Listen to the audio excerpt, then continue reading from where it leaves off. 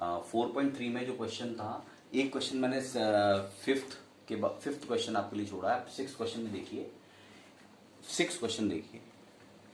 If the work done by a body on the application of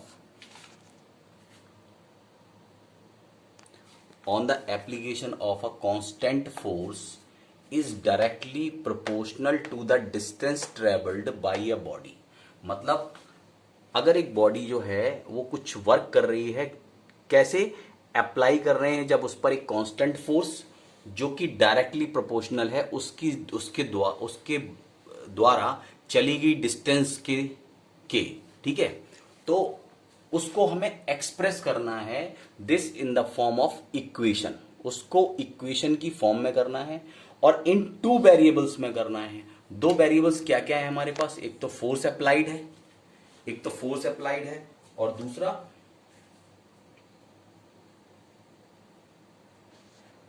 work done है। तो force applied और work done के form में, इन दो वेरिएबल्स के फॉर्म में हमें इक्वेशन इन टू वेरिएबल्स बनानी है and draw the graph of the same. और इसी का मुझे ग्राफ बनाना है by taking constant force as 5 unit. जो फोर्स है उसको 5 यूनिट लेना है। Also read from the graph the work done when the distance travelled by the body is 2 unit और 0 यूनिट।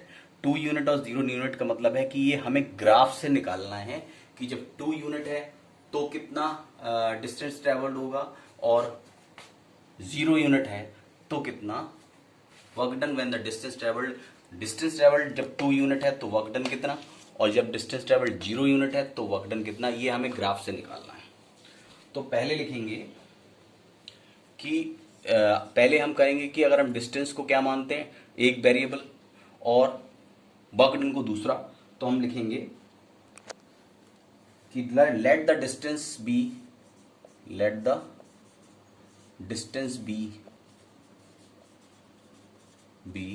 x एंड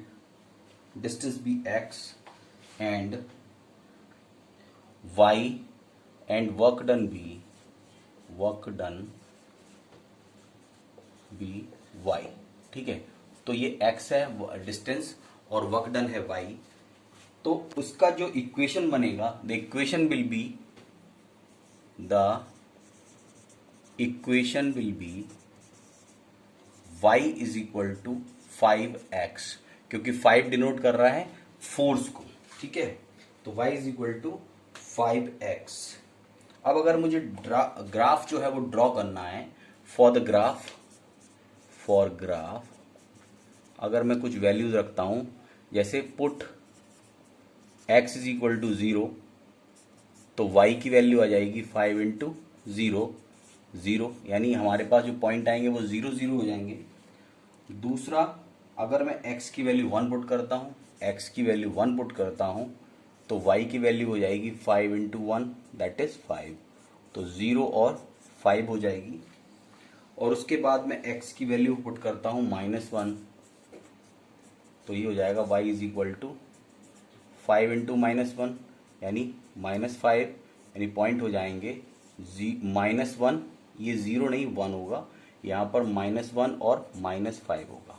ठीक है, तो अगर इसका हम एक टेबल बनवाना चाहें तो टेबल में x की वैल्यूज ये आ गई। अगर टेबल में x की वैल्यूज क्या आ जाएंगी, लो टेबल बना लेते हैं। ठीक है, तो इसमें x और y, x की वैल्यूज पहले में 0, दूसरे में 1, तीसरे में -1, और यहाँ पर 0, 5 और -5। ठीक है, तो ये हो गई -1 और -5। ठीक है, तो अब क्या है कि इसको प्लॉट करना है, तो प्लॉट करते हैं। तो मैं जरा यहाँ पे करता हूँ इसको। ठीक है, तो यहाँ 1 2 3 4 ऐसे यहाँ पर 1 2 आप करेंगे ग्राफ पर। ठीक है, 4 -1 -2 -3 -4 -5, यहाँ 5, यहाँ भी 5, क्योंकि मैक्सिमम 5 आ रहा है, तो हम जरा 5 करके सही करते हैं। -1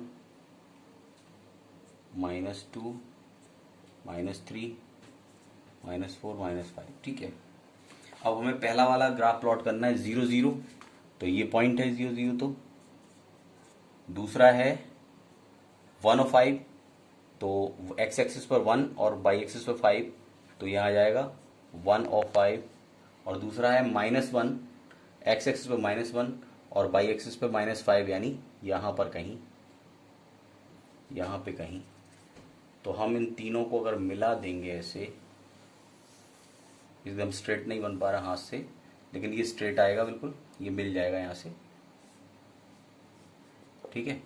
तो ये 3 पॉइंट मिल जाएंगे यहाँ पर। ये जो पॉइंट है वो होएगा -1 और -5, ठीक है। अब इसके बेसिस पर अगर आप इसके बाद जो आपको पॉइंट निकालने हैं 2 पर, जैसे डिस्टेंस ट्रेवल्ड बाय ये बॉडीज निकालनी है। जब वर्क डन जो है, वर्क डन कौन सा माना है हमने, वर्क डन को एक्स या वर्क डन को बाई माना है।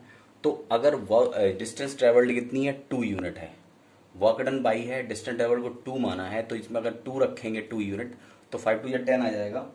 तो इसके जो पहला वर्क डन होगा तो वो हम कैसे निकालेंगे, वो इस पे आप प्लॉट करके भी निकाल सकते हैं, प्लॉट करके भी निकाल सकते हैं। पहला क्वेश्चन जो पहला है, अगर एक्स की वैल्यू जब 2 रखेंगे तो वाई की वैल्यू कितनी हो जाएगी, 5 × 2, दैट इज 10 यूनिट।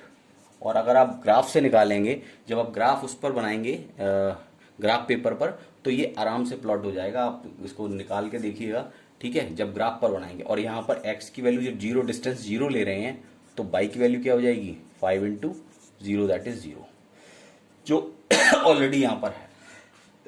अब ग्राफ पर इसको आप निकालिएगा, क्योंकि जब आप ग्राफ पर बनाएंगे तो प्रॉपर दोनों वैल्यूज आप शो कर पाएंगे। वहां पर तो वो आपको ग्राफ पे शो करनी है, और यहाँ पे पॉसिबल नहीं लग रहा है मुझे, लेकिन आप ग्राफ पे निकालिए, बड़ी इजीली निकल आएगा। इसी ग्राफ को केवल आगे बढ़ाना है और इसमें से पॉइंट जो है वो चेक करने हैं, ठीक है। तो ये हो गया। इसके बाद मैं नेक्स्ट क्वेश्चन कराता हूँ 7th स्टूडेंट्स। हम 8th क्वेश्चन करेंगे। 8th क्वेश्चन है, देखो इसके अंदर क्या दिया हुआ है। In a countries like USA and Canada, temperature is measured in Fahrenheit, and whereas countries like India, it is measured in Celsius। तो टेम्परेचर को हम 2 यूनिट्स में मेजर करते हैं। यूएसए और कनाडा में इस टेम्परेचर को फ़ारेनहाइट में मेजर करते हैं, वेयरएज इंडिया के अंदर इस टेम्परेचर को हम सेल्सियस में यूज करते हैं, सेल्सियस में मेजर करते हैं। तो इनके बीच में एक लीनियर इक्वेशन होती है, वो ये होती है। ये फॉर्मूला तो पहचाना हुआ है आपका। ये जो हम फ़ारेनहाइट से सेल्सियस और सेल्सियस से फ़ारेनहाइट में कन्वर्ट करने के लिए जो इक्वेशन, हम शायद 8th क्लास में भी है ये, तो हम अपनी प्रीवियस क्लास में ये पढ़ चुके हैं। तो इसी फॉर्मूले को, ये भी लीनियर इक्वेशन इन 2 वेरिएबल ही है, क्योंकि यहाँ पर there are 2 variables F and C. और हम क्या करते थे कि फ़ारेनहाइट से सेल्सियस में, सेल्सियस से फ़ारेनहाइट में कन्वर्ट करने के लिए इसे यूज करते थे। लेकिन अभी क्या करना है आपको, कि आपको इस with the help of this equation आपको क्या करना है, आपको फ़ारेनहाइट और सेल्सियस के बीच में, इन 2 वेरिएबल्स के बीच में एक ग्राफ ड्रॉ करना है, ठीक है। और क्या है कि इससे तो आप निकाल सकते हो, जैसे फ़ारेनहाइट में कुछ दिया है तो उसे सेल्सियस में निकाल सकते हो, सेल्सियस में दिया है तो फ़ारेनहाइट में निकाल सकते हो। तो इन्होंने कहा कि पहले आप क्या करो कि ड्रॉ करो एक graph, draw the graph of the linear equation above using Celsius for x-axis and Fahrenheit for y-axis। यानी x-axis पर आप रखोगे सेल्सियस को और y-axis पर आप रखोगे फ़ारेनहाइट को, ठीक है। तो इनको रखने के बाद आप एक ग्राफ प्लॉट करोगे, और उस ग्राफ के अंदर टेम्परेचर जब 30 डिग्री है, सेल्सियस है, तो उसे बताओ फ़ारेनहाइट में, ग्राफ के अंदर निकालना है आपको, ग्राफ में। और जब टेम्परेचर 95 डिग्री फ़ारेनहाइट है, तो टेम्परेचर को सेल्सियस में निकालना है। ऐसे ही टेम्परेचर जब 0 डिग्री सेल्सियस है तो फ़ारेनहाइट में कितना होगा, और अगर टेम्परेचर 0 डिग्री फ़ारेनहाइट है तो वो टेम्परेचर सेल्सियस में कितना होगा। और लास्ट है कि एक कोई ऐसा टेम्परेचर भी होता है जहां पर फ़ारेनहाइट और सेल्सियस दोनों की वैल्यू सेम होती है ना, न्यूमेरिकली दोनों सेम होते हैं, उन दोनों की वैल्यू सेम होती है, मतलब दोनों तरफ एक जैसे। फ़ारेनहाइट में भी उतनी न्यूमेरिकल वैल्यू होगी, सेल्सियस में भी उतनी न्यूमेरिकल वैल्यू होगी। तो इसके लिए आपको पहले इस ग्राफ को प्लॉट करना पड़ेगा। उसके लिए क्या करेंगे आप, पहले आप 2 वैल्यूज रखेंगे। तो इसमें अच्छा ये रहता है कि सेल्सियस की जो वैल्यू है, सेल्सियस को आपको किस पे रखना है, एक्स एक्सिस पे। यहां पर क्या लिखा है कि सेल्सियस को एक्स एक्सिस पे रखना है और फ़ारेनहाइट को वाई एक्सिस पे रखना है। तो अगर हम वैल्यूज निकालें पहले, तो F इज इक्वल टू इसमें अगर मैं सी की वैल्यू पहले -40 लेता हूं, अगर मैं सी की वैल्यू -40 लेता हूं, सी की वैल्यू सेल्सियस की, तो एफ की वैल्यू कितनी होगी? First put C is equal to -40, then what is the value of F? तो 9/5 सेल्सियस है तो -40 रख दो, प्लस 32। अब देखते हैं इसमें क्या आता है। तो 5 8 जा, तो ये हो जाएगा -72 प्लस 32, तो ये कितनी आ जाएगी? -40 आ जाएगी। ठीक है, तो जहां पर C -40 आ रहा है, F भी वहां पर -40 आ रहा है। ये जरा ध्यान देना इस चीज पे कि जहां C -40 आ रहा है वहां F -40 आ रहा है। दूसरा हम पुट करेंगे C, F को हम करेंगे C को करेंगे 10, C को करेंगे हम 10, तो F कितना निकल रहा है? 9/5 इंटू जहां पर C है वहां हम 10 रखेंगे और प्लस 32, तो 5 2 जा 10, 9 2 जा 18 और प्लस 32, तो कितना आ रहा है? 50। ठीक है, अब अगर मैं एक C और F का वो बनाता हूँ टेबल, C और F का टेबल बना देता हूँ है। तो इसके अंदर C मैंने रखा -40, तो F भी आया -40, और अगर मैंने C रखा 10 तो ये भी आया 50। ठीक है, तो इनके बेसिस पर हम एक प्लॉट करेंगे, एक ग्राफ प्लॉट करेंगे और फिर उसके बाद में फाइंड आउट करेंगे कि क्या क्या निकालना है। ठीक है, तो मैं आपको दिखाता हूं, इस पे ग्राफ पॉसिबल नहीं है, मैं आपको ग्राफ दिखाता हूं कैसे बनेगा। दिखाया है, जो ग्राफ आपको दिखाया है उसमें आंसर्स मैं बता देता हूं आपको कि क्या क्या आएंगे। जो सेकंड क्वेश्चन है, पहला तो ड्रॉ द ग्राफ है, दूसरा ये है कि अगर C की वैल्यू 30 है तो आप ग्राफ के अंदर चेक करेंगे, अगर F जो उसका पार्ट है F1 निकालेंगे तो ये निकलेगा 86 डिग्री। दूसरा तीसरा है कि अगर F फ़ारेनहाइट 95 डिग्री पर है तो इसमें C की वैल्यू क्या होगी? तो C की वैल्यू निकलेगी 35 डिग्री। तो ये आप किस पर चेक करेंगे? ग्राफ पर चेक करेंगे। अगर कोई प्रॉब्लम हो तो मुझे बताना। अगर हम 0 डिग्री सेल्सियस लेंगे तो ये फ़ारेनहाइट में कितना होगा? 32 डिग्री फ़ारेनहाइट। आप इसमें रख के देख लेना।